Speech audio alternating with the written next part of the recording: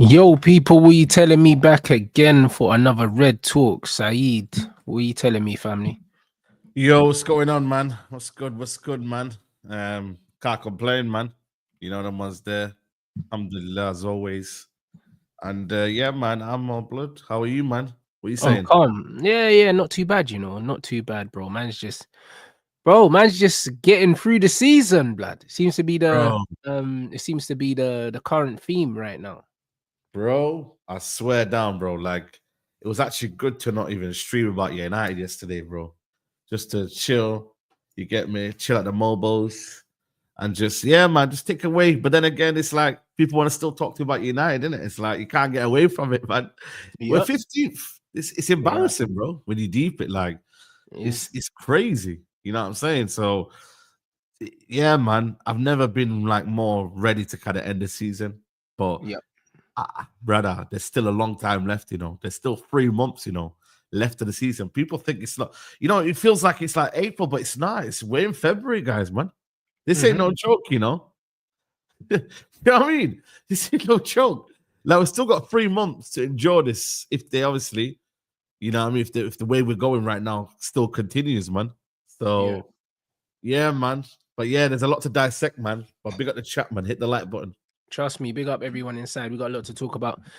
Start dropping them Varane quotes in the chat as well, people, Yo, because them yeah. Varane Fully quotes. loaded clip, bro. But I told you guys, yeah, everything Mm. that Varane said, yeah, is everything that I've been telling you, like when Eric Ten Hag was still there, bro. You Yeah, don't have to be in the changing room, yeah, to to understand. know to understand what's going on, and also, like, I understand the psychology of players, so Yeah. it's very obvious when certain things are happening. When Varane's on the bench when he's fit, I think it was a Manchester derby, he benched him. Um, Oi. You know what I'm saying? And Casemiro fit on the bench, all these things, bro. It's very clear that all the senior players that spoke up to the manager, he was picking fights with these men. It was obvious. Yeah.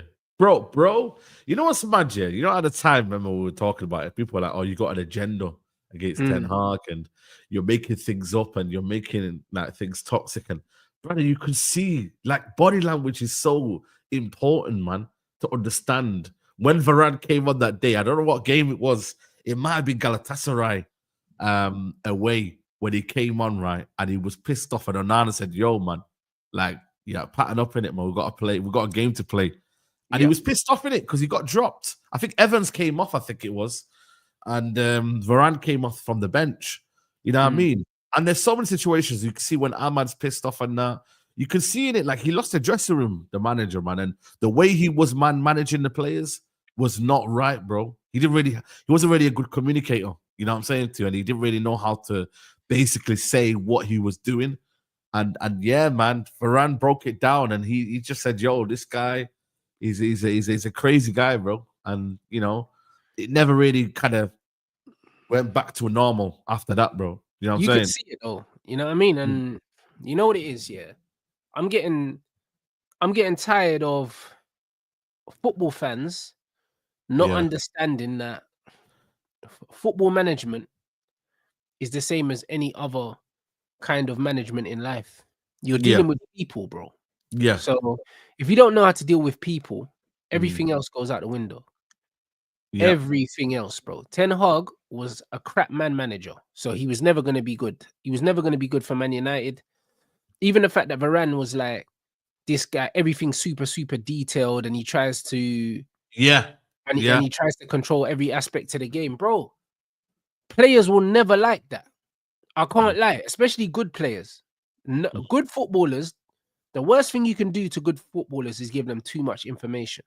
Mm. It's the worst thing you can do, bro. Good footballers, yeah, are good footballers because they intuitively just understand what to do. When you start telling them too many things, yeah, and they Mm. stop playing in their natural state, yeah, they get worse, bro. And you see it at Man City. There's so many players that go to Man City, yeah, and they get overcoached and you lose something. Do you Mm. know what I'm saying? And I've seen it with the majority of their players. They end up losing something. The only players that benefit are players like Sterling, who weren't good to begin Yeah. with. You know Yeah. them, man. And then you put Yeah. them in the system, yeah, and they thrive, but at the Yeah. expense of a Jack Grealish or a Mahrez or Mm, a Foden or a Bernardo. mm, It's always at the expense of real good players, bro.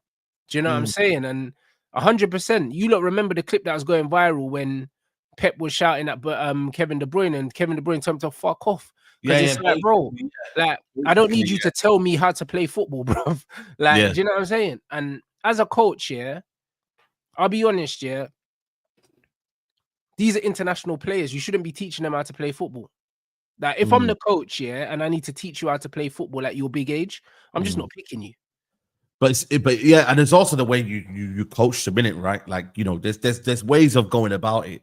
You know what I mean? And obviously with Ten Hag, it was very, very militant approach. So what he would do, he would say something, and like Mhm. if you kind of like questioned it, which the Mhm. Varane said, I questioned a few things, and then all of a sudden I was dropped. Yeah, you're just not playing. You're Yeah, not playing. bro. You know what I mean? How does that solve the situation? Mm. And you got to remember, like Varane's a big, big name in the dressing room. You know what I Yeah. mean? You're not dealing with nobody. You're dealing with a guy who's won everything basically there is to win. You know what I Mm. mean? Like, and when you do that, you not only you alienate, like I said, a player of his quality, but a player that, like I said to you, bro, is a big leader in the dressing room, bro. And Mm. you know, you do that, then other players look at it, and the next thing you know, that's why he said the dressing room was never the same. Do you get Yeah. me? Like he kind of lost the players in the end because people were like, "Yo, run this guy, man. He's fell out with too many players." And when we were Yeah. saying it and we're listing the names, and people would say to us, "Nah, you're lying. It can't be Casemiro. It can't be that player. It can't." Bro, he Mm. said it. He said it. He's confirmed it. He Mm. literally made enemies with people. You know what I mean? And problems. He said something like that. Yeah, he Yeah. made problems with them that they never needed to be created. Yeah, because he wants to try and show everyone that he's in charge. And I again, know. I prefer when the managers let the players play football. Now these managers want to be the main character, bro. Their Yeah, egos are way too yeah. big. They're way too No, big. You've retired. You've had your yeah, time. Do you know what I huh, mean? And most of them, you weren't that good at football either. Do you know what I'm yeah, saying? So yeah, stop pretending like you know everything about football because you don't. Do you know what I yeah. mean? Let these guys play. You had your moment, bro. Like a lot of these managers look like Some of them didn't play parents to a big parents level, trying to innit? live their fucking dream out through their children. You know them Mhm. ones. That's what a lot of these. This is what a Yo, lot of that's these deep. managers That's look deep. like. You know, that's deep. Yeah, I'm yeah, being honest. That's what it looks like. It yeah, looks like parents trying to live their dream out through their kids. It's like, bro, like you had your time. You weren't that guy. Let these men play now. yeah. No facts. You know what it was as well with Ten Hag. Yeah, like because he weren't good at communicating. He Mm, would like. There's certain people in life here when they're not good at communicating, they just kind of do a madness in it. That they react so differently. Like they panic here, and they just kind of do something that they know instantly they regret. But because they know it kind of be stubborn or something like that, and it's like you don't want to then speak to the person, you don't want to know him. So what you do is you just brush the problem somewhere else, and that's what he did with Varane, Casemiro. You mm, just kind of said, you know what, man, I don't know what to do with you, but just get out of my way in it. You can't mm. deal with them. You can't deal with people like that, and that was his downfall, man. Because then the whole formation, nobody kind of really knew what was going on. You Yeah. know what I mean? That whole formation there, it became what? What did it become? You know what I'm saying to you? It was a 3-1-6. You know what I mean? It weren't really. I think he talked about it as well, like that formation being much of nothing. He said something like that. You get me? So like Mm, it's the whole thing was bad, man. And like I said, when you see it, yeah, and then you kind of look at something, you're like, bro, that don't look right, man. You got to trust your instincts, you know, and you got to yep. trust like your beliefs, and that's what you know. A lot of people did, you know, but you know what I mean. I'm glad Varane's put it out there, man, because he didn't even do the humble thing. And why is it every player that's coming out now not really speaking well of the manager? Let's be honest. There's a lot of people now that have said a few things now. You get me? Like, Yeah, but remember? people are making it out like they're all lying, Saeed. Yeah, Because God yeah, forbid, yeah, that it was actually the manager. Do you know what I'm saying? Because this fan base has been brainwashed by the ex-players and also by the media mm, to think that everything's the fault of these players. mm, And this is what I said, yeah. Like, I've never seen a football team where the majority of them are bad eggs. There's usually one or two in every single squad. Do you mm, know what I mean? But I refuse to believe that all of these Man United players are bad eggs. They're bad professionals. they don't want to work hard, they don't want to win. I refuse that, because if that was the case, why they won so much? Mm, You know what I mean? Because you yeah, don't accidentally get to the amount of finals that these men have got to. You don't accidentally win these trophies. You don't accidentally win some of the games they've won, bro. If their attitudes were so bad, they get do you know found what I out, mean? bro. They would get found out, bro, Yeah, because you get found out. they've won more trophies than a lot of teams, yeah, that supposedly are playing for their manager. Facts. Yep. Now you spot on. You spot on. Yeah, you're right, bro. You know what I mean? And then that's the case, you know what I mean, with especially with Varane, right? It's like he's won so much. You know what I mean? How could he be of a nuisance to the manager? How could he be of such a problem? So when people say, "Oh yeah, but that's how player power starts," not really. It's just that's only because something happened before that. You feel me? Like it don't just happen right. I don't think these players that actively be like, "Yo, listen, man, like man wants to get this manager out, so I'm gonna cause problems and whatnot." Nah, it ain't really like that, bro. Especially when Varane knows, like, you know, he's not at his peak. He's not really at the levels where he used to be at. But you know what? He's a professional, bro. Everywhere where he's been, like I said to you, and when he came to the football club, he's been a constant professional, man. You know what I mean? Always giving it his all.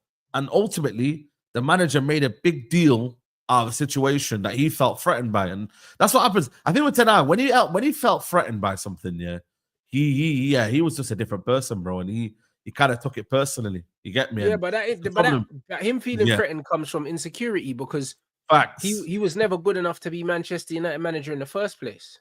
Yep, facts. You know what I'm saying? Like these are the things. Like the fact him trying to pick a fight with the most popular people in the dressing room is what insecure people do to kind of stamp their authority and show that they're in charge. But the best way to manage, yeah, is with humility. Because at the end of the day, yeah, you don't need to manage with an iron fist, bro. Like people don't want to fight for you if you're going around trying to bad people up, bro. Yeah. Like that's just not human nature. Mm. It's just not human nature, bro. No. Like there's not really managers that go around bullying players, yeah, and do well. It doesn't really happen. Like when you look at the success that Jose had, all of these guys talk about they talk about his relationship with the players individually. You ask John Terry, you ask Lampard, you ask Drogba. Do you know what I mean? You see how John Obi Mikel speaks about him. All these guys say that, he was like a father figure. Do you know what I mean? They say the same thing about Sir Alex Ferguson, bro. Yeah. Do you know what I'm saying? And these are the guys more often than not that win stuff. Yeah. Pep's a bit different. Like you don't really hear people speak about Pep here the same way they speak about Sir Alex Ferguson or Jose or whatever.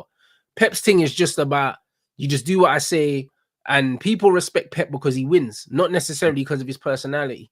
Do you know what I mean? Carlo Ancelotti as well is another one. Yeah, but like, these are the managers that win more often than not, Saeed. I know. But you got to earn that respect, though, man. I think these not new crop of managers, yeah. Even Maresca, to a certain extent, now. I don't get his aura sometimes, man. Like I get it, like he's once. No, Maresca's trying to do the authority thing. Yeah, but it's like you need to win stuff first. You need to win stuff first, bro. Like, you know what I'm saying, bro? Like, you have to have that kind of man management. And he's let go of Felix. He's let go of a couple of man. And it's like, it might bite him in the ass now because he's probably thought, you know what, like, I could do better than these lot. Yo, bro, everyone gets humbled in life, you know. You don't go on this face of earth, yeah, and it goes smooth sailing. You know that, bro. Like, you're going to have to be humble sooner or later. So I think with Erik Ten Hag, he kind of thought, you know what, I can chat to these man in the way I want to chat to. And unfortunately, bro, even if you're a manager, yeah, broski, like, you know, there's players that have got big personalities in the dressing room. You've got to understand, you've got to pick your battles, man. Man's picking his battles with Varane and Casemiro. And listen, you might think, you know what, man, what are you talking about? Player power? Nah, man. There's a difference between player power here and there's guys that have been there at the biggest and highest level. You've got to get on their side, bro. You have to, or else you won't survive. You'll not survive, bro. You won't. Especially if you're not a manager that's not won anything of actual significant note. You know what I mean? It's all good and well doing Eredivisie, but what's that equivalent of in you know what I mean in our terms? You know what I'm saying? Like, let's be honest. You know what I mean? Championship's harder to win. You know what I'm saying? Let's be honest. Championship is harder to win. It is. You get me? So when you look at it like that, it's like, yo, for me, I think he's just kind of almost like acting like, you know what, I can win this battle. And then he's lost it in the end. So sometimes you have to have that self-awareness and be like, you know what? I can't really do this. I know this guy's popping in the dressing room. This is what's happening here. I know the dynamics. Work around it, bro. And then create your stance on things at the end. Absolutely. You know what I mean? So that one there is a bit of a madness, man. And like I said, the warning signs were there with Ronaldo one. We can say whatever we want. Ronaldo threw his dummy out. You know what I mean? Listen, the way that Ronaldo behaved, I'll never condone it because no, that's what I'm saying. I don't like. But I get where he's coming from. Ronaldo. Yeah, but you know what it is? I just don't like his personality in terms of how he just deals with most things. And anyway, Piers Morgan. He should never went on the Piers Morgan thing was crazy, but you know what it is with CR7, He's one of them guys, like I wouldn't even want as a teammate because he's got main character syndrome in it. And it's one of them ones where it's like, it's a team sport, football. So you can be confident, you can even be arrogant, but you need to understand that you're still part of a team, in it. Like, he just plays for himself. So that's the reason why he did that, because when he did what he did, he wasn't thinking about how it would affect everyone else. He just cared that he felt like he'd been wronged. Do you know what I'm saying? There were other ways that he could have dealt with it in-house, that wouldn't have destabilized the team, bro. But he was only thinking about himself. So it's not to say he was in the wrong, because he's he's right to feel disrespected by the manager. He wasn't the only one, but he's the only one that behaved like that. But and the maddest thing is, if everyone did that, you know what I mean? It'd be. But this is what I'm trying to say, bro. And the thing is, he did it and he got away with it. People are going on like all of Man United's players are like CR7 and they're disruptive and they're going to do all these things. People will turn a blind eye to what he did because it was because of who he is. But Ronaldo. Most of our players are model professionals, bro. Because if they weren't, why are they winning more trophies than Arsenal? All them men are playing for Arteta. All of them guys are supposed to be good guys, listening to the manager, doing what they're told, and we're still winning more trophies than them. So either it's the attitude and application from our players, or they're not shit, and everyone's calling them shit, but actually they're way better than you're giving them credit for, because they've got horrible attitudes and they're still winning in spite of that. So which one is it?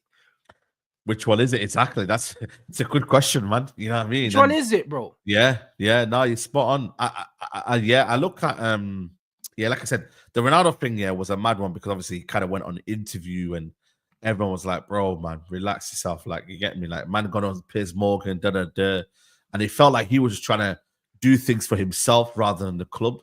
And he did. He got his exit clause, he got his money, payout, whatever.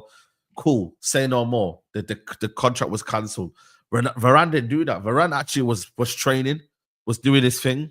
You know what I mean? But still, the manager didn't like that, bro. Do you get me? And then any sort of authority that came his way, he didn't like it, bro. And he's just highlighting the situations. And the biggest thing that he said as well was about the players when they come to an environment.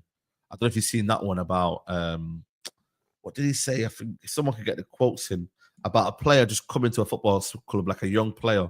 Yeah, he was talking about Real Madrid. He was talking about the environment's different. At Real Madrid, when you're a young player, you come into the club, and you need to think about learning, innit? At Manchester United, there's mad pressure on you when you're a young kid to come in straight away and basically deliver. But also, that comes from the history of the club, playing young players, and the fans, and also the managers playing up to that shit, bro.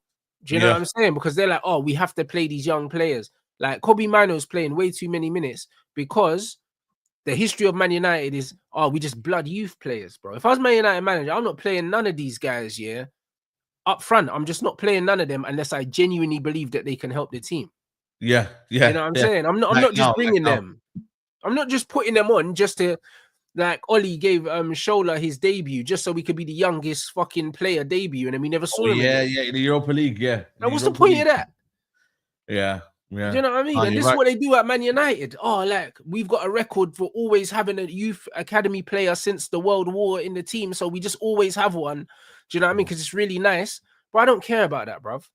Do you know what I'm saying? They got to be good. Like, you know what I mean? We can't just promote anyone.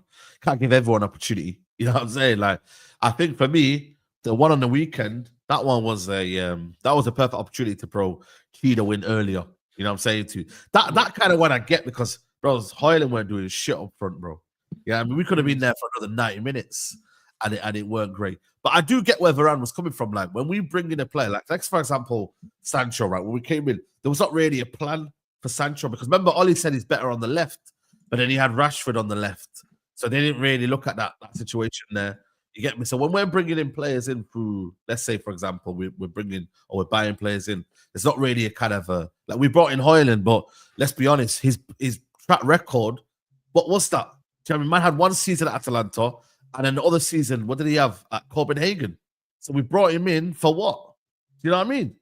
So I don't get really where the manager's coming from in that regards. But all in all, like our club with the youth players that are coming through right now, you've got to bring the right ones in, man, and you can't rely on them as well.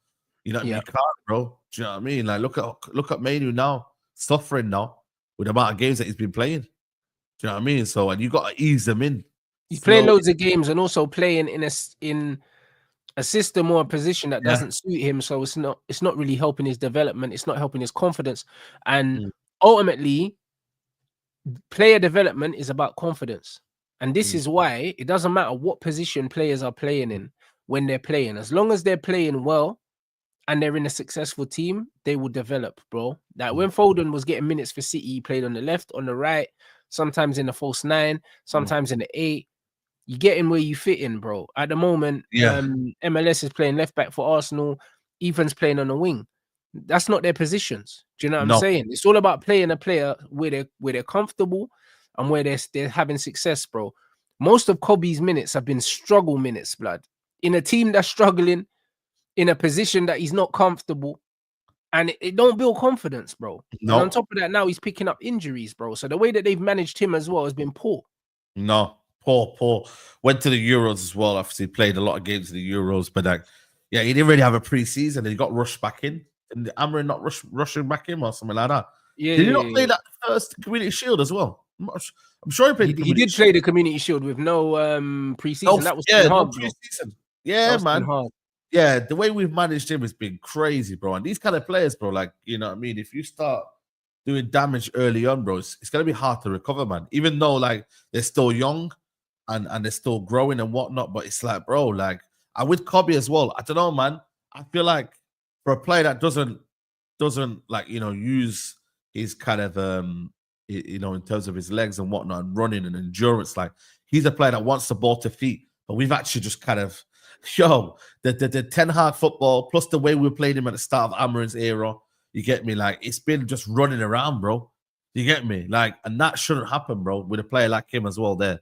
Like, he should be playing. Due to the coaches. That's due to the coaches, Yes. That we've brought in. Do you know what I mean? We've brought in coaches that favor physicality over technicality. And if that's the case, then you might as well sell Kobe Mino, bro. Because he's never going to be a physicality player, bro. So it's one of them ones where bringing in managers that just want runners, like, how does that improve the quality of football that we're supposed to want at this football club? This is what I mean. These guys say that they actually want good football at this football club, but I would argue that they don't. Because if they did, they would pick different players. Yeah, facts. No, you're right.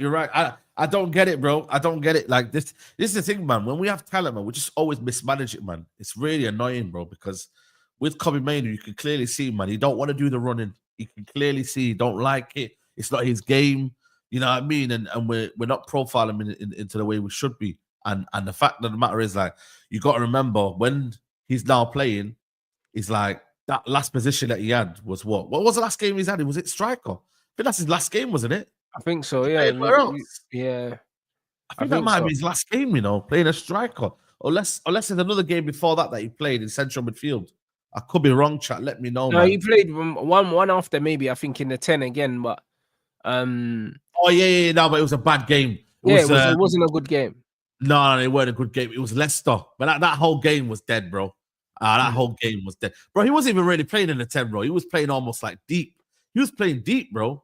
He wasn't really playing like in a 10, bro. He was probably more of a 6 in that game, man. It was poor, bro. Like, either way, it was poor, bro. And but what you're saying and what we're saying, it still stands. The bottom line is, it's like his development has been stunted by poor management. Yeah, absolutely. I agree. I totally agree. And this is the problem now. It's like you're right in a sense of like, where does Kobe Mainoo fit then? If the manager does or is gonna stay, you know what I mean, beyond the season, where does he end up playing? Does he have a long-term future? Like, you know what it is, bro? Like, it's like he wants to play in a specific position, right? But you can tell Kobe Mainoo ain't gonna play there next season in that left hand role. You can tell in it. It's not gonna happen, is it? So he's not gonna play in the 6, is it? And then it's a case of, right, Kobe, is he a squad player? Is he a rotational player? For me, I wouldn't mind that, because at the end of the day, right now you kind of almost got to manage his minutes and whatnot. But in his team and his camp, would they want a player of his quality be getting these sort of minutes? Would they be happy with that? Do you know what I mean? You got to ask them questions, because the briefs came out, the leaks came out, and you know, I mean, there's no smoke without fire. So there must have been something coming out of somewhere saying that, yo, we're looking for more money, or we're looking for a bit more assurances. So, you know what I'm saying? Like, players are going to demand stuff now, man. Young players are going to demand early now, man. They don't sit around and wait until they reach 21, bro. Like, careers can go just like that, bro. Like, but the thing is, players will wait in the right circumstances. Yeah. Do you know what I'm saying? And this is what it is. The overall the culture at Man United is not good enough. And bro, Adrian Gomez left, and Adrian Gomez, you would argue, was just as more, not if talented, better than the Kobe Mainoo. You know what I mean? He was more talented than Kobe. Yeah, he just didn't. He wasn't as physically big as Kobe, but he's a better footballer. Yes, I'm saying to you, he could run a bit more than Kobe Mainoo and whatnot, and cover the ground a little bit more. But yeah, like I said, but he was smaller. But also, Man United fans like to over gas all their players anyway. Like, they think everyone's potentially world class. Like, sometimes guys are just like, they're good enough to be squad players at the club, but they think that every player that comes through and makes it in the first team has to be a starter. I know, bro. This is the thing, man. It's like, for me saying that Kobe Mainoo ain't a starter, is that a bad thing, though? This is what I don't get about fans, bro. It's like, it's not a bad thing. You're part of the squad. You play for Man United, bro. Do you know what I mean? I know we're not. It's not great right now, we're 15, but you still play for Man United, bro. You've done something that I think Jesse Lingard said it's like 0.006%. Yeah, something. It's borderline impossible, that you're gonna do it. Do you know what I'm saying?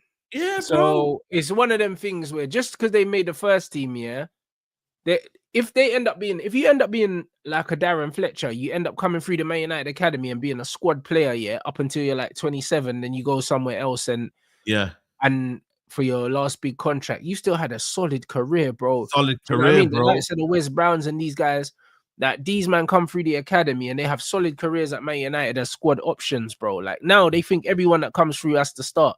They think that Garnacho has to start. Kobe has to start. I'm saying, these men don't have to start, bro. They should be squad options, bro. Do you know what I mean? Like, man is saying, we need to respect Rashford. No, Rashford should have been a squad option. Rashford was never good enough, to be starting week in, week out for Man United, bro. Because this is the shittest we've ever been. Don't you shouldn't have been starting, bro. Don't let the situation. When you got Cavani's and Zlatan's and all them, man, you don't need him starting.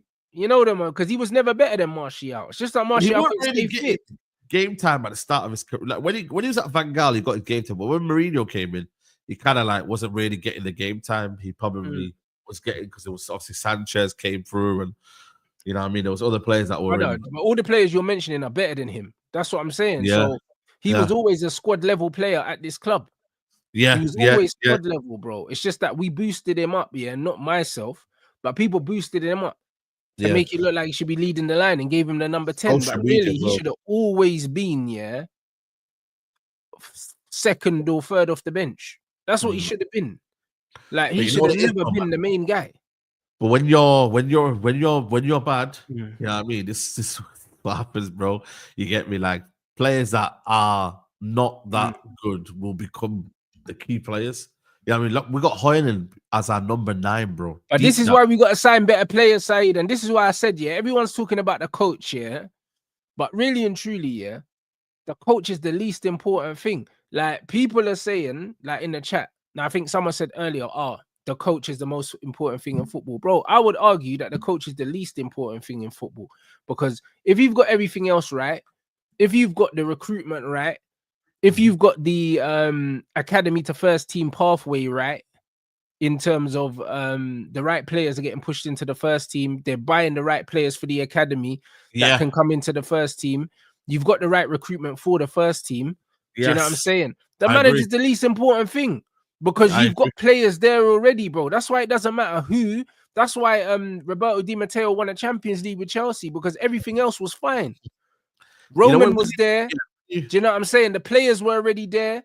He had the tools, bro. The manager was the least important thing, bro. I listened to a podcast about it, and the man were telling me on the eve of the Champions League final, Di Matteo had videos for them, man, of their family and that, bro. They didn't even train. They had videos of their families, like fucking wishing them luck and shit, bro. That's how he motivated the players the day before. He had them watching videos of their family, and he was like, do it for your family. My man set up this thing like they were going to fucking to war, blood, and they weren't coming home, blood. They weren't coming home, yeah. That's what he did, bro. Like, it weren't no tactical nothing. It was right. Look, there's your wife and the baby. Like, go do it for them. This is what man done. Yeah, no, 100%. No, I agree. Especially when you got the tools that are available to you, and obviously the quality of the team's better, bro. Like that chance there, Garnacho, you shouldn't have to tell him to bro. That should be in the back of the net. Yeah, but Saeed, here's the thing, though. Yeah, man. You shouldn't be playing, though.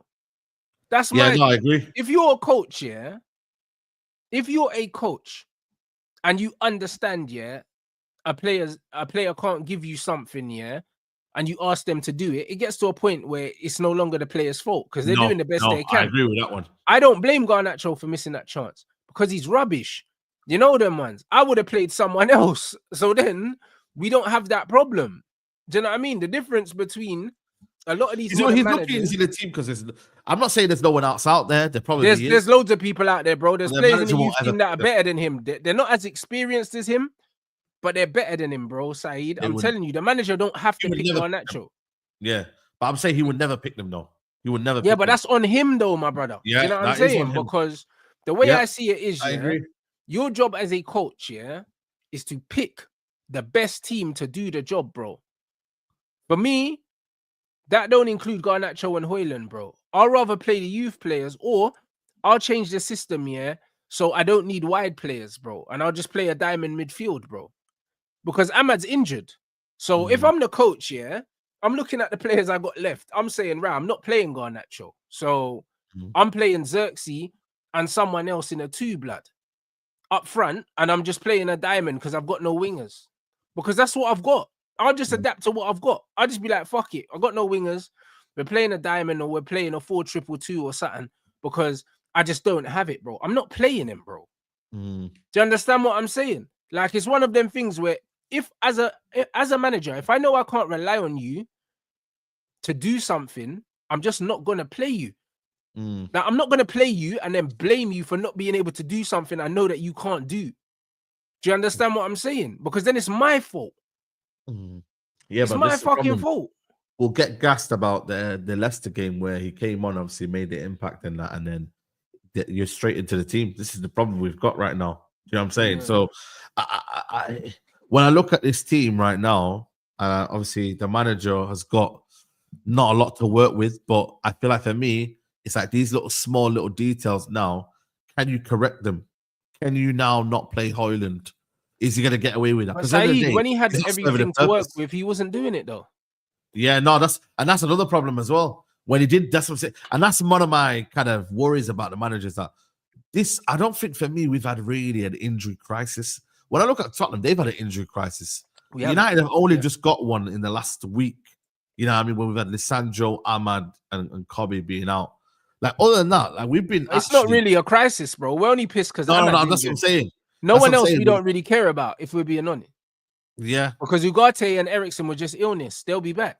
No, they'll be back. Yeah. So it's only 3 really. But what I'm trying to say is we've not really had a injury crisis like until this point, because we're 15th. You know what I mean? If we'd have won that game or whatever, or say, like, example, them players are still there. Like, I don't think we drastically go from 13th to 10th or 9th. Like, we don't. I think it's such a deeper problem that the players being there or not. It's a deeper problem. That's why I don't put it down to injuries. I really don't, man. I think there's a lot of tactical issues in there. There's a lot of, I think the communication from what's been translated on the football pitch ain't there. And ultimately, the instructions that the manager's setting across is not delivering right now, and the players are A, not incapable, but B, I think ultimately when I look at where we're managed and how we're managed, it's not correct, man. And the manager needs to sort that, because if he don't, I ain't gonna lie to you, Rance. Like, I don't know if he has time. I'll be real with you. It's not even about calling him out, you know. I don't think by the time you say it, he's gone. Because bro, if he loses 100%. Again, I don't know. I think a lot of the fan base will just turn and say, "Yo, listen, we've had enough."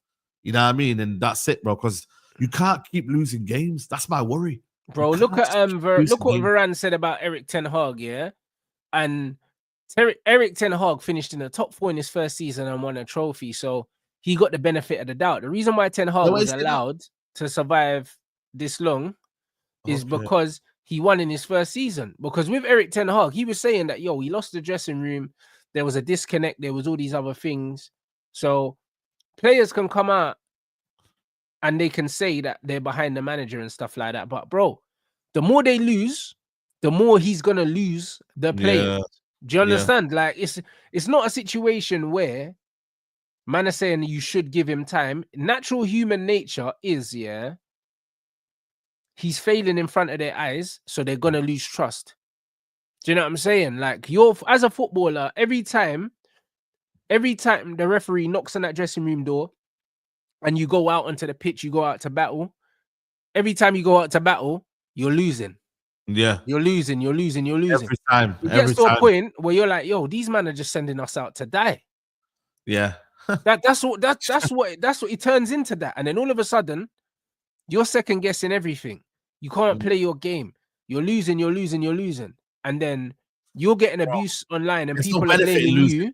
And there's, bro, you don't really, the funny thing is, in life, sometimes people learn from losses, but a lot of the time people don't learn from losses. It just puts them off. Bro. You know the ones there? Like, it just puts them off. Like, I'll be real. Like, because the funny thing is, it's just like, even with training, today's society. Yeah, like even with training, like even with sparring, it's like more times, if I brought a random person to the boxing gym, put them in the ring to spar and they got beaten up, nine times out of 10 they won't want to come back. They'll just be like, bro, I didn't learn that and I got beaten up. I don't like this. Yeah.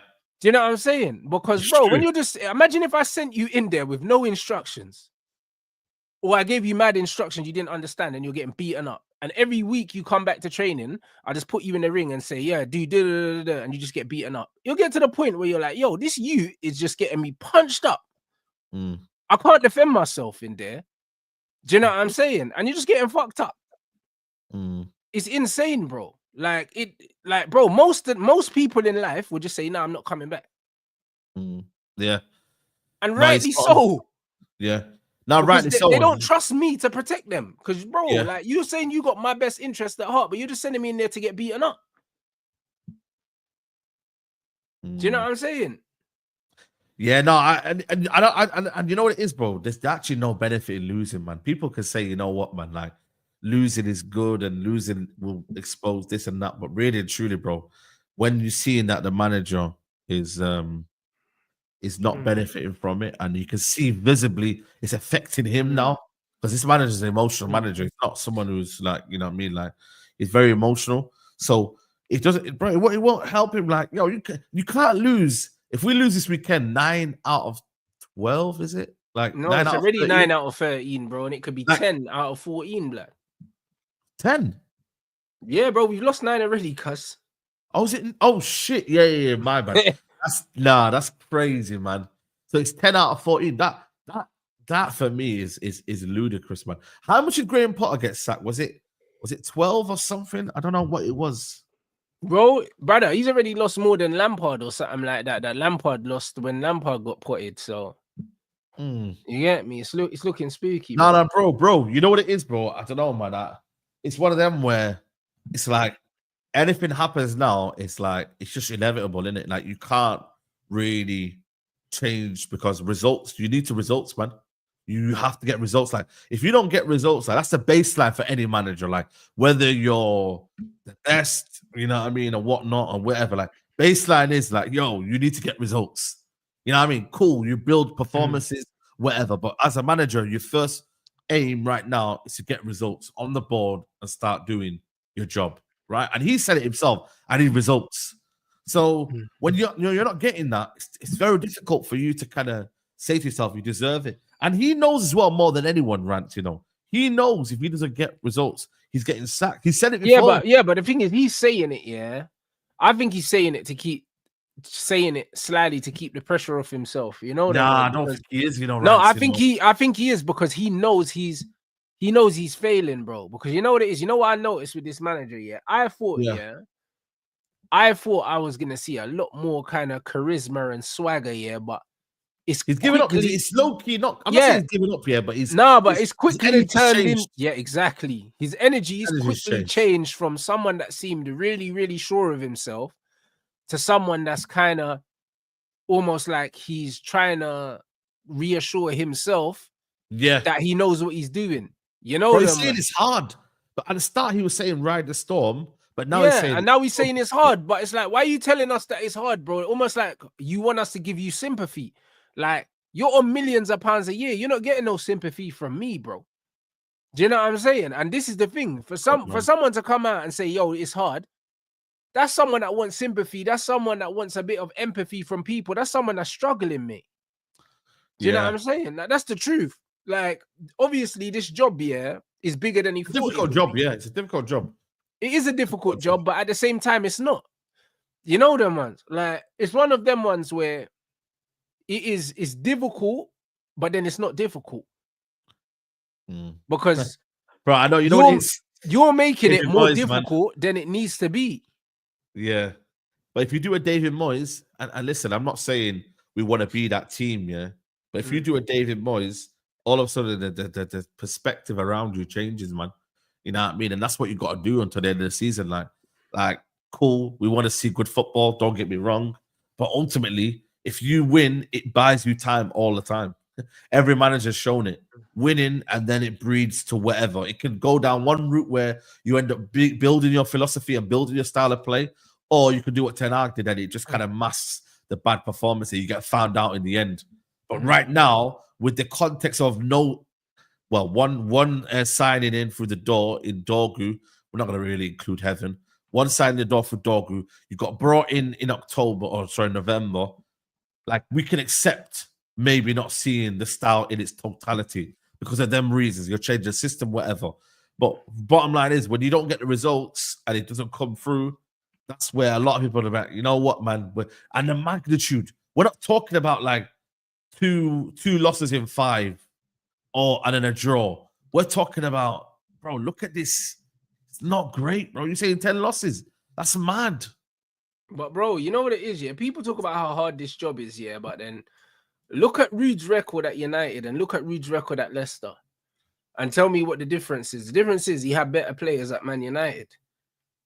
That's what the difference is. Do you know what I'm saying? And in both places, he hasn't really tried to overcomplicate it. And the thing is, on another day, Ruud would have beat us as well.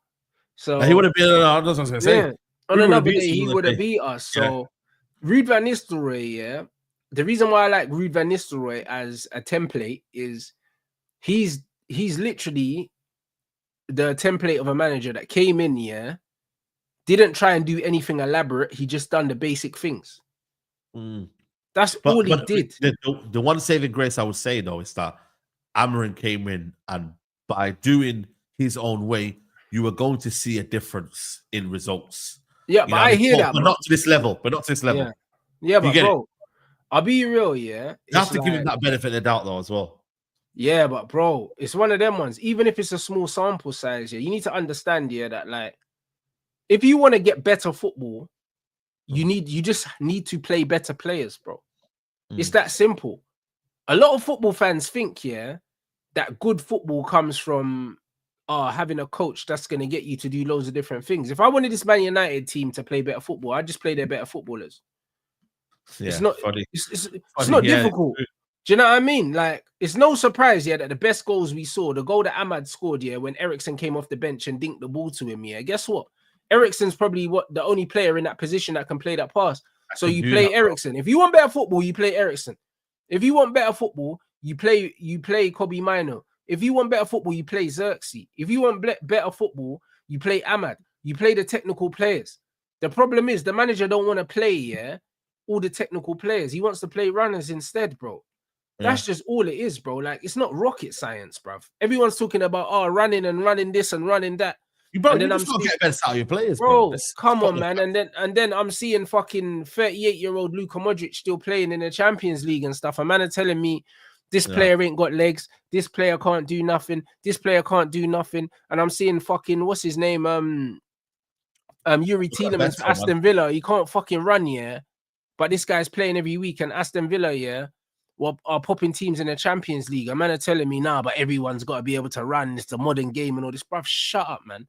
I'm tired of it. Do you know what I'm saying? Like, I'm tired of it, bro. At the end of the day, if you want to see better football, play better footballers.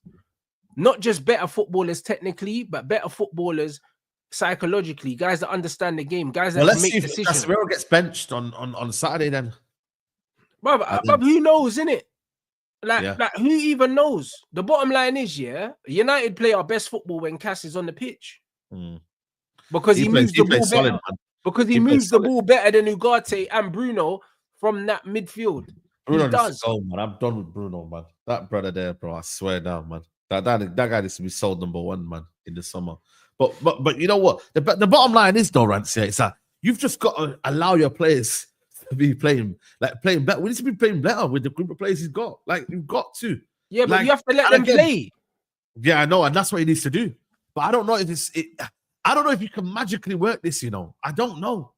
Can you just do this and all of a sudden everyone fries? It has to come organically. And I get it. Moyes has come in and he's set 4 wins in 6 here, but he's also done it. Not just Moyes, allowed players to thrive in the environment. He said, it's not just Moyes though, Saeed, because remember, Glasner came in last season at Crystal Palace, done the same thing. Same system, by the way. And the same system, 3 at the back, same bro. System. Do you know what I mean? You're right. And before him was what, Patrick Vieira? Patrick Vieira, And before Patrick Vieira was it Roy Hodgson? And they didn't play a 3 at the back. No. So he changed the system, and had a new manager bounce. We never had one. And it's not because Crystal Palace's players are better than us. It's not because of that. Do you know what I'm saying? So people can try and run all that bullshit narrative. But the bottom line is, even within his own system, he hasn't played the right players in the right positions. No. Even within that system, he hasn't played players to their strengths. No. Because it's all right to have the same framework here. But why are you playing wingers in the 10 position? Why don't you play 10s in the 10? Why don't you play 10s in the 10 instead of wingers? Yeah, try something different. Yeah. Like I said, but I don't think he's going to do it. I think he's going to still persist with Garnacho. I think we'll play probably Ugarte will come back in, and then it'll be Lenny Euro might come back in. And then that'll be it, really, for the weekend. Like, I don't see much changing. Maybe Lenny Euro and then he'll be the same front 3. Xerxes will be in the 10 alongside Garnacho, left 10, and then Hoylett will be up front. I don't think he'll change a lot of it, He'll just feel like another weeks of training will get people into the group. But I don't know, man. But, as well, another thing as well, and I said to Norrin, we've had a week's training, like, a lot of the time. When's the last time we played Europa League or even midweek? We haven't played. Yeah, we've had a week's training, a couple weeks in a row, bro. A couple weeks in a row now, man. So what's really like? What are they learning? What are they learning? Like, I wouldn't be surprised if there's an injury. I mean, God forbid it don't happen, but we're surprised if there's an injury this week because I don't know. The more that it have time to learn, the more that something happens, bro. I don't know. Like, but nothing really is happening. So we've had a week off now. Let's see if the results improve or the bro, play. Let's see if the results and the performance improves because his excuses were, I ain't had enough time on the training ground. But my thing is, like at the elite level, if you're coaching a team full of international players, how much fucking time do you need on the training ground, bro? Do you know what I mean? The players are the ones that win you the football match. Yeah. That's the long and short of it, bro. At the top clubs, you don't have loads of time on the training ground in season, bro, because they play more games than everyone else. You can say the same thing about the championship. In the championship, they play Tuesday, Sunday, whatever. Like, these men don't have bare time on the training ground because they play bare games. Yeah. Do you know what I'm saying? They play bare games. So saying that we need more training sessions, no, you need to make your instructions more easily digestible, so that you don't need a million training sessions. Or give these guys something that they understand, bro. Do you know what I mean? Be adaptable. Do you know what I'm saying? Furthermore, the players should be involved in everything that you're doing. That's what I believe. I don't believe that it's a dictatorship management, bro. Nah, it I don't shouldn't ever believe be, that man. It management shouldn't is a ever be. dictatorship. I don't, because the manager needs the players more than the players need the manager. The manager can't win a game without the players. The players can win a game without the manager. Yeah. Do you know what I'm saying? Now the Nah, you players can agree. win a game Agree. without the manager. Nah, I So agree. so it's one of them things where, as someone that's coached and someone that's played football, like even when I was coaching, I understand that the players are way more important than me. They're way more important than me, because I've managed in situations where the players I've wanted haven't been available for the game. And I know what team I'm up against. And I'm thinking, it's going to be very near impossible to beat these guys if I don't have these guys. Do you know what I'm saying? Like, bro, and especially when you're at the lower levels, it's way, bro, like, you know how important your best players are. Do you know what I mean? When you're coaching at low levels, you understand, that, bro, not having one player in your team, bro, it could collapse your whole game plan, just one I player. agree. I agree. One player. Do you know what I'm saying? Because I'm not coaching international fucking players. Like, do you know what I'm saying? I'm not coaching international. I've got men that are fucking quality for non-league standard. So when I'm coaching these guys and I know that, I'm playing one of the best teams in the league, this player, I need him to be there. This player, I need him to be there. Do you know what I'm saying? Because I understand that I can't win the game without these guys. No matter how good a coach I am. No matter how good, yeah. There's no amount of tactics. Bro, I need what they give the team. Bro, Ten Hag knew that with McTominay, bro. Do you know what I'm saying? Like, he would have been sacked if it weren't for McTominay earlier. 100%. Do you know what I mean? Let's be honest, man. McTominay was saving his clout, man. You get me? Like, but you know what it is for me? It's like he's in an unfortunate situation. You know what I mean? The manager, like, he has got the players he's got. Okay, cool. We all know that the quality ain't the best, So now it's a kind of like using the tools you've got now to create a better, not only a better environment, but the tactics just to be a bit more positive. Like, I generally, for me, if I see my team attacking teams, but we lost the game, I'd be like, cool, we lost the game. I'm pissed off, but ultimately, I see positive signs. I don't think I've seen that a lot of the time from this Man United team under Amorim. Like, we're not seeing like, cool, we're trying to win this game. I really don't, man. I don't see that, bro, with the manager. And he's got to do better in that. And against Everton, you can't really tell me that you should be not thinking that you're going to not only win, but go there and put a performance in. Like it's like, again, it is Everton. We can't say we're better than them now because the table don't show it. But ultimately, as a coach, you shouldn't be going in there fearing Everton. Yeah, we're in the position where we're in right now. But as a manager, you should be looking at the game thinking, right, cool. I think I'm going to lay foundation. Everton though, because he knows he can't afford to lose that game. But bro, you can't sit back, man. You got it, bro. What? But he will though. He will though. Like, what we're starting to notice is he's a lot more defensive minded than people actually realized. And you know what's mad? Remember, I done a watch along. I think you did a watch along as well for Sporting Man City. Yeah. They beat Man City, but they were super, super pragmatic. They sat deep, they counter-attacked, and the manager said, I know I can't play like this at Man United. But also in that game, City missed about 3 or 4 big chances before the first goal. Like, City could have been 3-4-0 up, Fair play, they could have. After like 20 minutes, innit? And they got very, very lucky. And a lot of people took from that game the wrong things. Do you know what I'm saying? They took the wrong things from that game because City were carving their man open. So when man are saying, if he gets all of his own players, X, Y, Z, like the way he wants to defend is risky, bro. It's high risk, high reward, isn't it?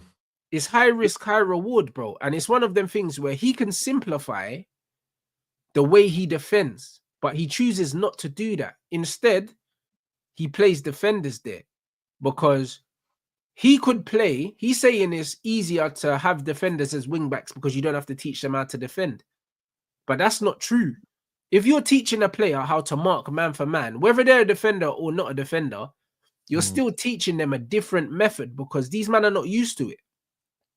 So you could still use an attacking player there. You could. Yeah. No, you're spot on. I think, yeah, you could implement it, especially when the games when the lesser teams, man. Come on, bro. Away from home at Anfield, Arsenal, you could do that approach, and you know what? We'd give you the benefit of doubt because at the end of the day, you know what I mean? It's a better team than you.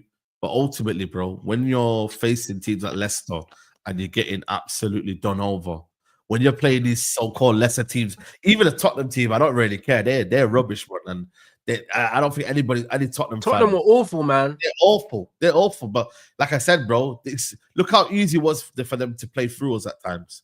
You get me? Like, it's too easy, bro. And that's on the manager. That's not on the players. Yeah, I agree. That's not on the players, guys. Because the thing is, the manager easily could have came into the team, and said, "Yo, okay, we're playing 3-4-2-1. It's difficult to teach them the man-for-man high press because that's the way I want to play long term. But it's difficult to teach that because we don't have one, we don't have the physical profiles, and two, we don't have a lot of training sessions. So what I'm gonna do is I'm still gonna play the 3-4-2-1, but instead of pressing high, I'm just gonna defend in a mid block here because I know that they know how to do it, and because the players that I have are more suited to transitioning anyway, it makes more sense."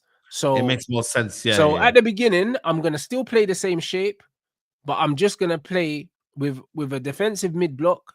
But I'm gonna play the 3-4-2-1 so they can get used to building out from the back in that shape and understand where they need to be. That's what he could have done. He didn't need to come in, and change absolutely everything, irrespective of the players he had. He didn't need to do that. Do you know what I'm saying? And that would have been him embedding his philosophy, and starting to change stuff without absolutely fucking throwing a grenade in there, bro. Because all he's done, he's thrown a grenade in and he's taken us backwards, bro. Do you know what I'm saying? Like, and it's stupid, to not take into account the profiles that you have. No, because you know what he thought? He thought he'd change a lot of these players and improved them tenfold, you know what I mean? Not knowing that the quality of these players are not that great. And also, I think he's not understood that, you know what, defensively, we're not, well, we see less goals, but like the best form of attack is actually to attack, bro. The best form of defense is to attack. It's go and attack. Because at the end of the day, bro, like this team is when they go 1-0 down, bro, like they go back into kind of default mode. But when they play, they score a goal, the confidence, you can see it's a confidence-based team. So you have to build the confidence within the team, bro. What did Gary Neville say about him, guys? Have you got the quotes? Yeah, Gary Neville was talking a lot of nonsense, man. You know what I'm saying? But it is what it is. And also in Portugal, the base level of technical ability of the players is higher than the Premier League. The Premier League isn't a technical league, guys. Do you know what I'm saying? No. It's pace and power, bro. It's pace and power first, and technicality second. And that's why, a lot of the time, when these foreign managers come here, they're not ready, bro. Like, they don't understand, it's different, bro. Do you know what I'm saying? Like, you can have your ideologies and how you think football works and stuff like that. Same way Ten Hag had all of these technical players at Ajax. You come to Man United and you're dealing with Højlunds and Garnachos. Like, they can't do what you want them to do. They can't. You have to be able to adapt to them because their actual technical level is low, bro. Like, this is what it is. When I look at a lot of the players in the Premier League, the technical floor in the Premier League is so low. Look at Chelsea's front three, but the start of the front three, even Madueke, Neto, bro, technically awful, bro. Like, these players, are less technical than players at the bottom half of the Portuguese league, bro. Yeah, the bottom half, bro. Even the players at the bad teams have a first touch and all these ones. Yeah, you don't see players that bad playing on the continent. Like, you just don't, innit? You don't have a first touch, you know. Bro, you don't see man like Garnacho and all of these man, yeah, bro. These man are not, How did bro. Hoyland make it professional? Like, you know, But this is what I'm trying to say. They're not playing in the top leagues. They're not playing and starting in the top leagues. Like, man say all these leagues are farmers' leagues, yeah. But bro, the guys No, are way that's why I more don't believe technical. it. That's why I don't get these man when they say, you know what I mean? I think England, this league is a farmers' league, bro. It's You know awful. what I mean? Because when you look at it, like when you actually see the technical level of these other teams, bro, like real talk, bro. Like them man have No, got a you're right. baseline of like, you know, good technical level. Like, but with those, it's entertainment first to win it, and that's the It's issue. fitness and physicality first, and this Yeah. is also why, yeah, defensive structure in this league is so important, bro, because physicality can break defensive structure, bro, especially when the manager Yeah. is used to defending, yeah, Yeah. with so much space, bro. Like, but it's a less physical league, so you can get away with that much space. In the Premier League, you got bare runners. You got bare runners. Do you know what I'm saying? And this and this is what it is. So you have to deal. You almost have to make everything more compact because you're dealing with some of the most physically gifted players in Europe, bro. Like they literally recruit for physicality in the Prem. Bro, but that's why I love about Xerxes that it's proof that like look at Xerxes just going past plays by nutmegging, man. You know what I mean? But he's Look at exceptional that. though. Yeah, but that's what I'm He's saying. exceptional though. Like, but this is why I Hoyland's, say he's exceptional, Saeed. Like he's nutmegging. He's 6'4". That's physically strong enough to hold players off, and he's just nutmegging players and gliding past them in the Prem. So when people say man can't do it in the Prem and all these things and that, no, they can because he's technically better than these guys. But at the same time, to make up for his lack of pace, you need players close to him at all times. Yes. That's how you get the best out of him. You don't want players like him isolated. So Always, if you've got a Xerxes up front, you need pace either side of him, and you need players close to him at all times. But you got to remember when you've got like, the thing is, Hoyland will have the pace here and whatnot, and then we'll try to run, yeah. Like he'll run across the challenge, thinking, right, he's gone now. But then still, his touch and his actual dribbling ability isn't giving him an advantage. You know what I mean? Yeah. Like it's not. And this is what I'm trying to say, like, bro, it's just a waste of time, bro, because it's like you're not going to get always that space. You're not always going to get that. You know what I mean? More time, you're going to need to separate yourself when you're in the box, get an extra yard on someone, yeah, and then boom, take your finish, bro. That's what top strikers do, man. Alan Shearer did that, was the best big place. But you know what? Movement, getting away from a defender, bang, getting across, anticipating. That's what it's about, bro. You see what I mean? And this is the thing we've got with our players. Garnacho, what's he good at in terms of the forward play? You know, dribbling, not going good. His shot, you know what I mean, striking the ball isn't great. You know, it's only again, you know, when Garnacho's good at is when the game is going end to end, yeah, and it's a case of just getting the ball, put it into the like a basketball game. Yeah. When the game's like a basketball game and it's like transition, that's when you see the better of Garnacho. But you're not again gonna get that. And when it's a case of right, go on then 1v1, let's stand. Go on then, do what you got to do. He got bullied against Crystal Palace, against Richards. I think he was one of the American defenders. So there's a lot of things that are just bad about this team, bro. And it's not great, man. It's not really great at all. I'm being true. Guys, you know what? Yeah, like I don't often agree with Gary Neville, but he's made some solid points, guys. I can't lie, he's made some very solid points. Like this is the thing. The manager's showing a lack of flexibility, and you're saying that you need to find specialists for this manager, yeah, to make it possible for him to play his system.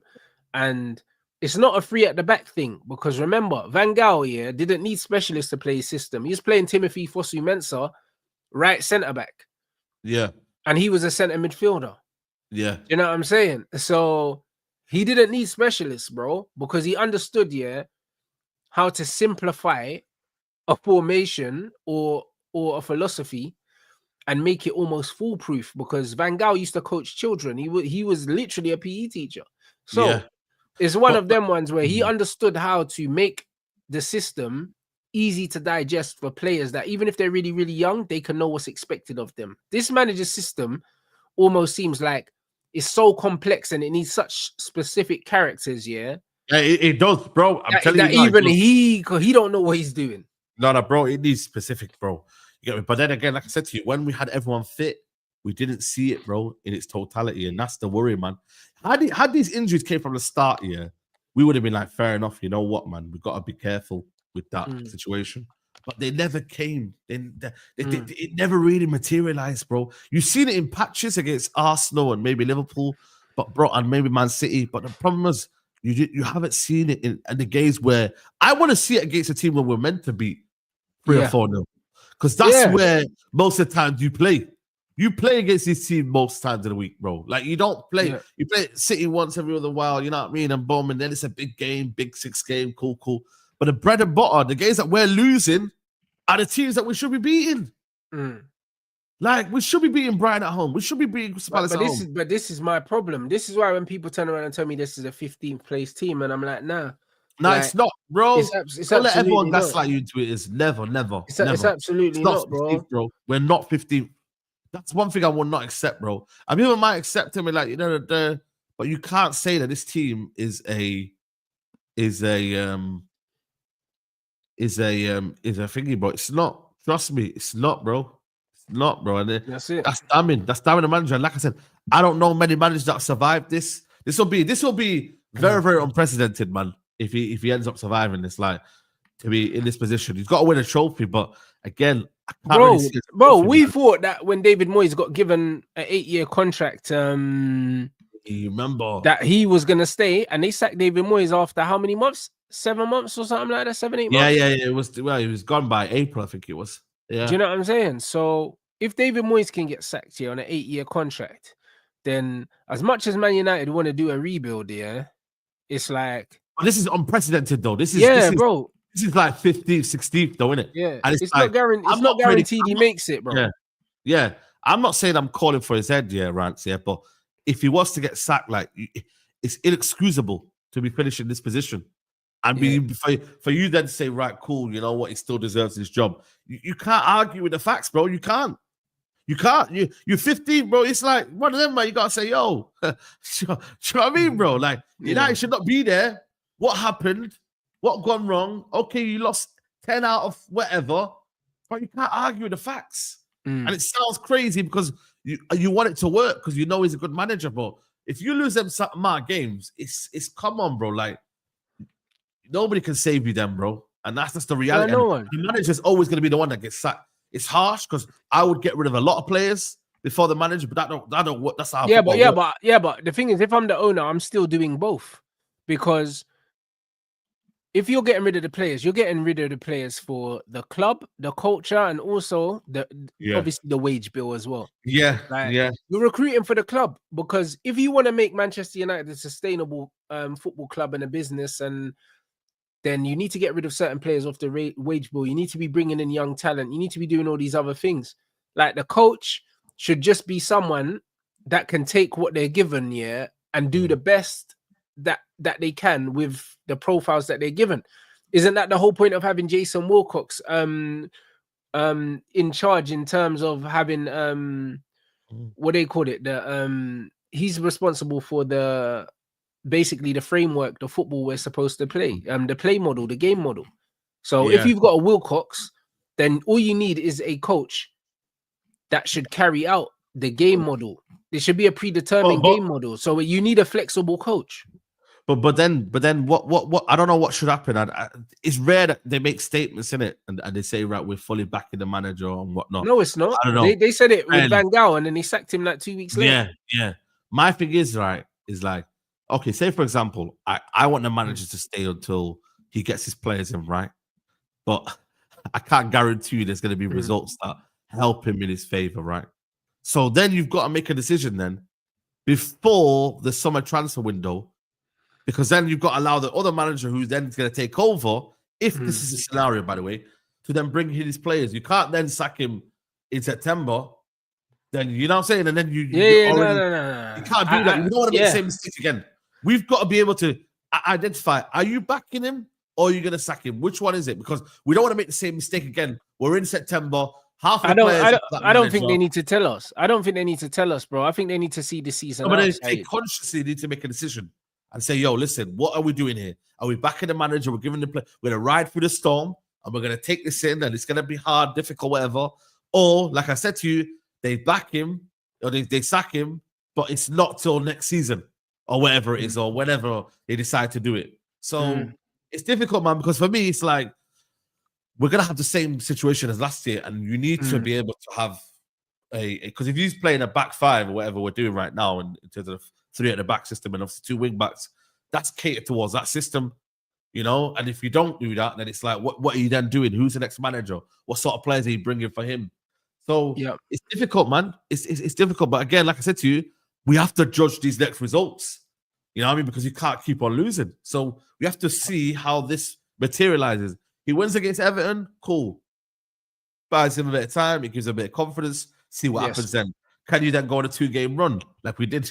We keep saying that don't happen. Cool. It's like, I don't know, man. There's a lot. It's not just only results, even though I keep stressing results. It's a whole feeling of It's the so-called culture that he's supposed to be trying to build. He talks about culture, but he's building a losing culture. We need to bring a culture, man. We need to bring the culture back, man, and see what this manager's. And I want him to have that belief within him as well. Like, I want him to believe what he's saying as well, because I do believe now he's kind of saying things just to kind of get the media off his back and whatnot. Yeah, 100%. And that needs to die, bro. I want to hear him say, like, I want him to kind of like go back to what he was doing at first, like he meant it, bro. Like, I think like now he's kind of like, yeah, but I think this job's knocking the stuffing out of him, Saeed. I'll be honest, because like even you see, like when Rude was here, even though the football wasn't great, we were starting to build a bit of resilience in a sense where we were seeing Kasanugate kick people, and we could see the team really fighting. And we were kind of like, we at least we got our little dogged midfield where we know that they're gonna get about people, and like we were starting to build that kind of culture where it was like, yo, we just win games, innit? Like, it don't matter.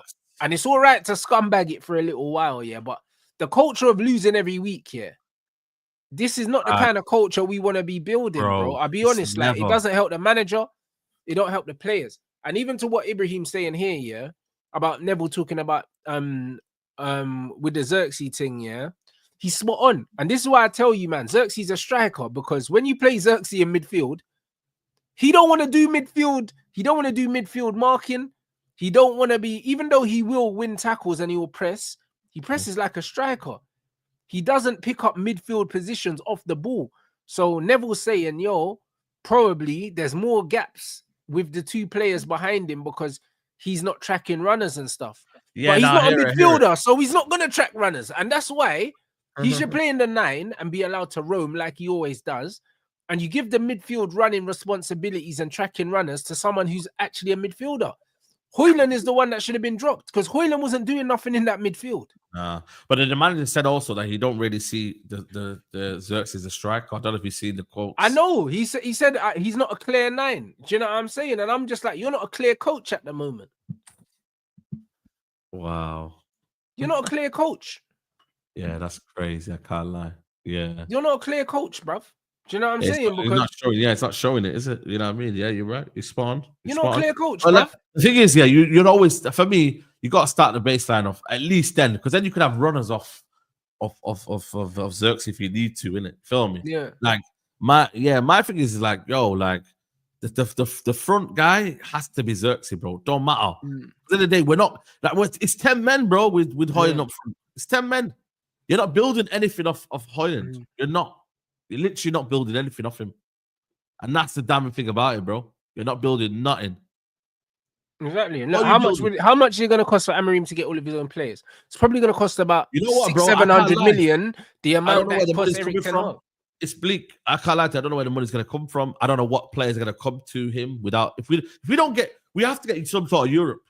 For me to understand that we're going to get some players, he might go and get a Quenda because Quenda's a young kid and he calls him and says, "Yo, come and play for me," and he just listens to him. But after that, bro, other players that are looking at their Gyökeres won't be just coming like that, but say, "Yo, listen, come here, bro." Like he's not doing that. He's gonna assess it. Who's got Champions League football? Who's challenging? Who's doing this? You know what I mean? United, bro, we're down the pecking order right now in terms of players. And you can say to me, oh yeah, we've done this in the past. Nah, bro, I feel like this past is catching up to us where we're Man United and we could just drag players in.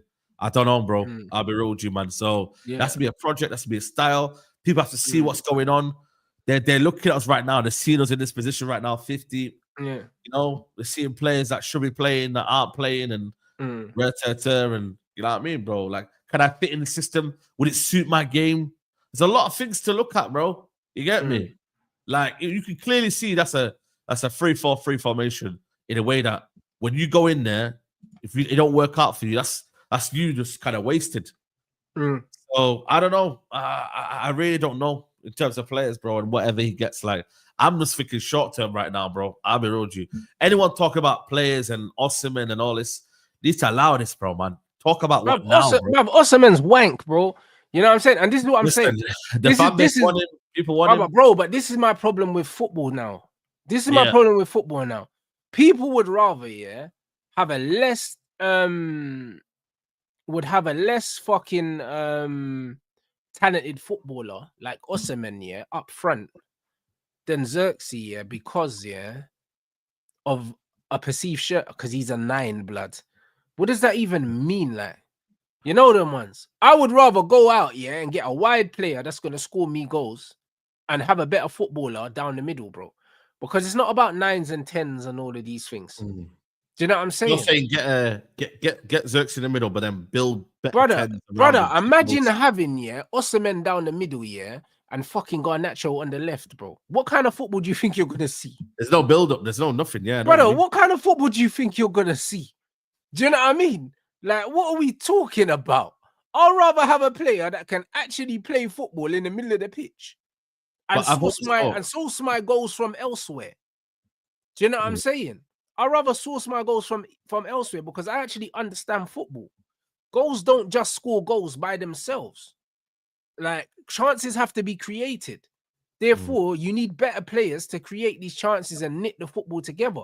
Man United fans are so dumb, They sat there and they watched us against Tottenham, and every good attacking bit of play that we had, had Xerxes involved. But then they'll turn around and say, take him out and swap him for Osimhen, who don't link or do any of these things, and you think we're going to get more chances by having a striker like that with the players we got around him?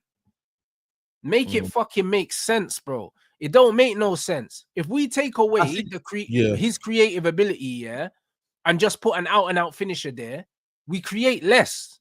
But the thing is, though, we're not creating enough chances, man. So the thing is with Xerxes, Osimhen, it's null and void anyway, bro. Like, he thrives on a lot of chances and that, and he misses a lot of chances, by the way, as well. So you need service to him, bro. And I don't know whether he would thrive in his team anyway, if I'm being honest with you, bro. So he's a lot of crossing the box. It's not even just about creating chances, Like, a lot of you lot in here will watch alongs with me. How many games, have we seen Xerxes come off the bench, and change the game? Not just because he's scoring goals or creating chances, but because the ball sticks when we play into him, and he allows us to maintain pressure on the opposition. That's what he gives you. He gives you an element of control.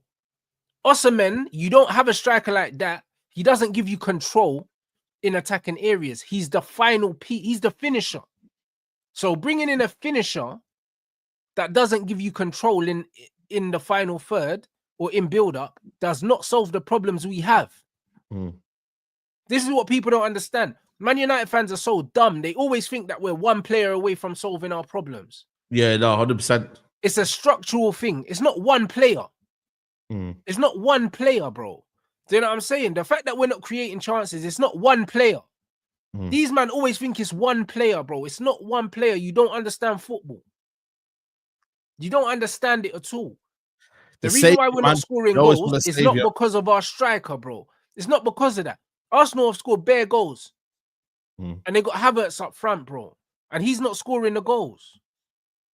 So what are we talking about? Even Liverpool don't have a striker, really. Let's be honest. Bro, Liverpool been playing Diaz false 9, bro, and they're not struggling to score goals.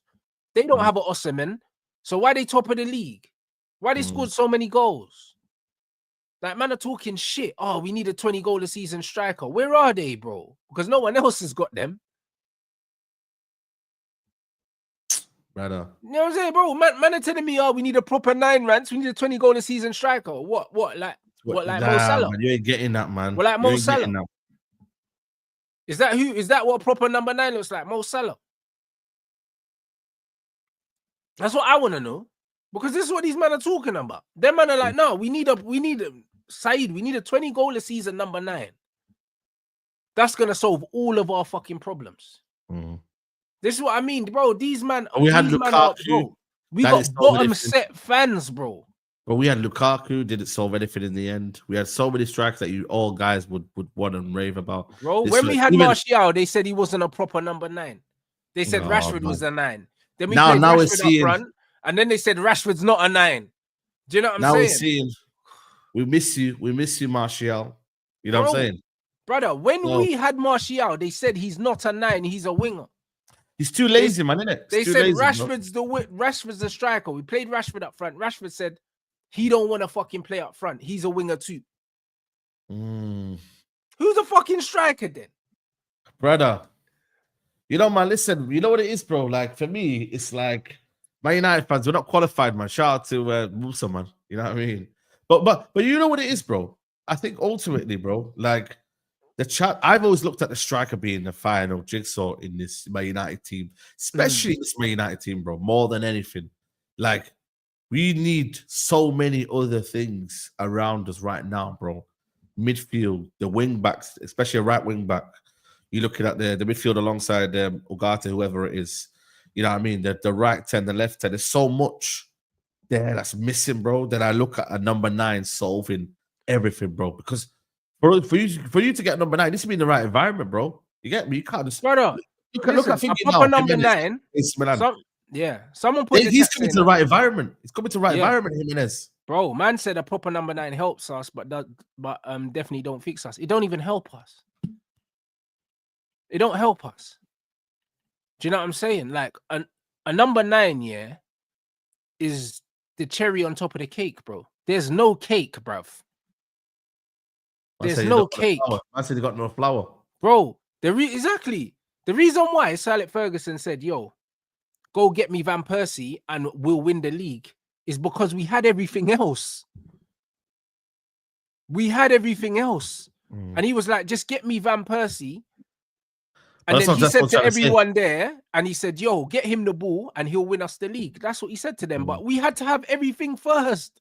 Do you know what I mean? We didn't go sign Van Persie and we had no midfield and we had no defensive spine and all these things. And then we signed Van Persie. He would have just been up there drowning.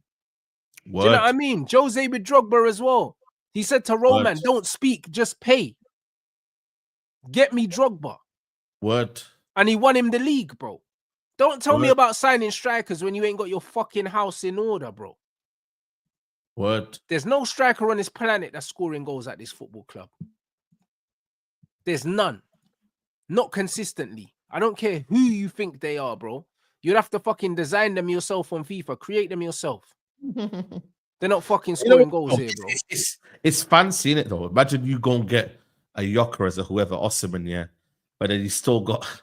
Bro, your house is still on the bits, but you got a nice TV. Do you know what I mean? It's like, bro, man, fix the house first, man. Bro, that man got a TV on the wall, leather sofa, yeah? Do you know what I'm saying? But they've only got 3 walls in the living room, blood. You know them ones. The other walls just open to the elements. Someone's going to come in and steal your TV off your wall. Yeah, blood. Steal it. Yeah, here. You go bed, it's gone. Man got 3 walls, you know. Man said man got 3 walls in the living room. Yeah. Hold tight. You know, that, bro. I've always looked at football like that, bro. And I think for me, like, one player doesn't solve everything, bro. Like, you've seen it before, man. You've seen teams bring in that striker, bro. They're like, yo, this is what we got right now. Look at us. Bro, what's it done?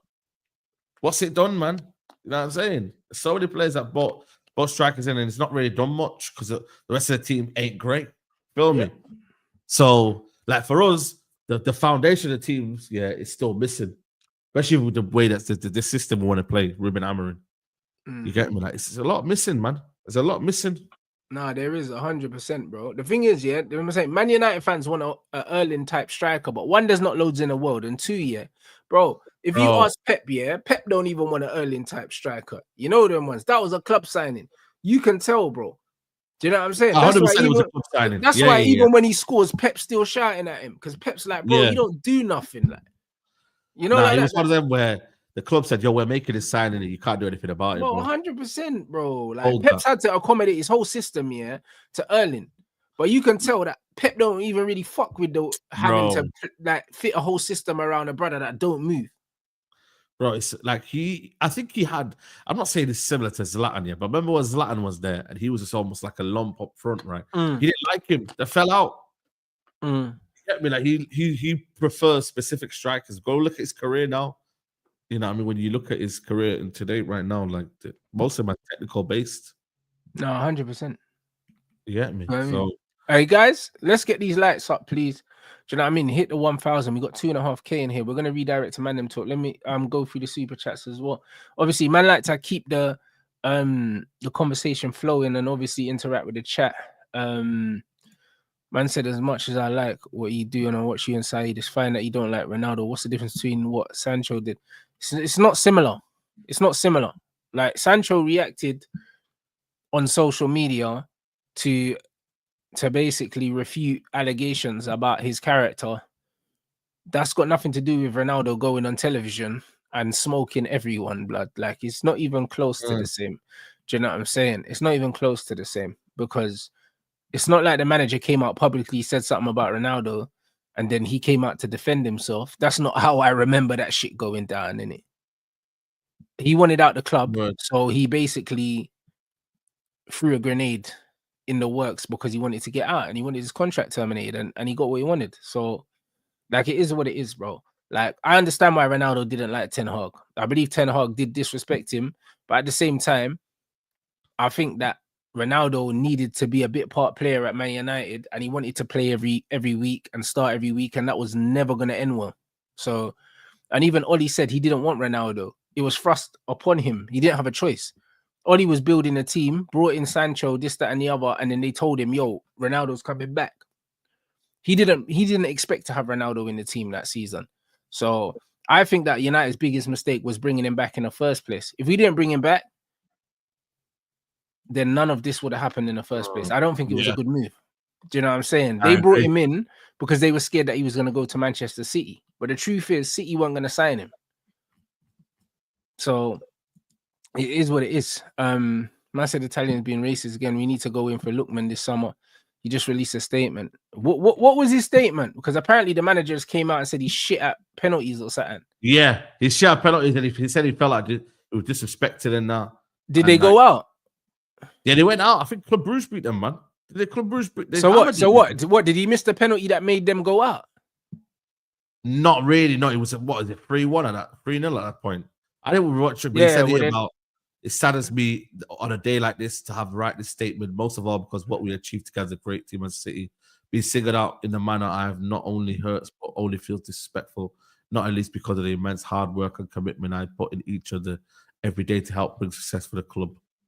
It's a life challenge and turning pain into power, which I'll continue to do. Yeah, man. So the manager he's called him leaving. out. Well, he's definitely leaving in the summer. You know them ones. The manager's obviously scapegoated him. You know why? You know what I'm saying? It just is. But if it wasn't for them, it wasn't him, bro. Like, bro, they would like you know. Bro, the guy scored a hat-trick in the final the other day, and the manager still little manned him. It's crazy. But he's a bit of a mad manager, that guy, Gasparini, man. He's a nutcase. He's a nutcase, man. But this is what I'm saying. So yeah, it's a bit of a mad one. Do I rate the lap? I do rate the lap still. I do rate the lap. And I'd love to have him at Manchester United as an option to play up front for sure, bro. I'd get rid of Rasmus and bring him in. Yes. Do you know what I mean? 100%. I big up my man for the super chat. Listen, Ozil will link up with anyone. He's a top baller. Saeed, let them know what we got coming up on Man Them Talk, people. Make sure you get these likes up, support the channel. Do you know what I mean? And make sure you subscribe to the clips page as well. The link is in the title. We got 1,000 likes target. We're only on 730 and we got 2.5K in here. Come on, man. Let's get to the target, people, man. Let's get to the target. You know, it's 1,000 likes each and every time. Yeah, man, we're going to carry the conversation, as you know, man.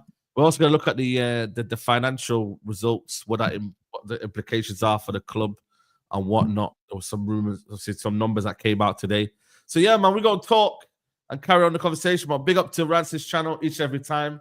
And love, man. Love for having me on again, bro. Come on, bro. You know what I mean? Big up yourself. And yeah, guys, we'll see you over on Saeed's channel.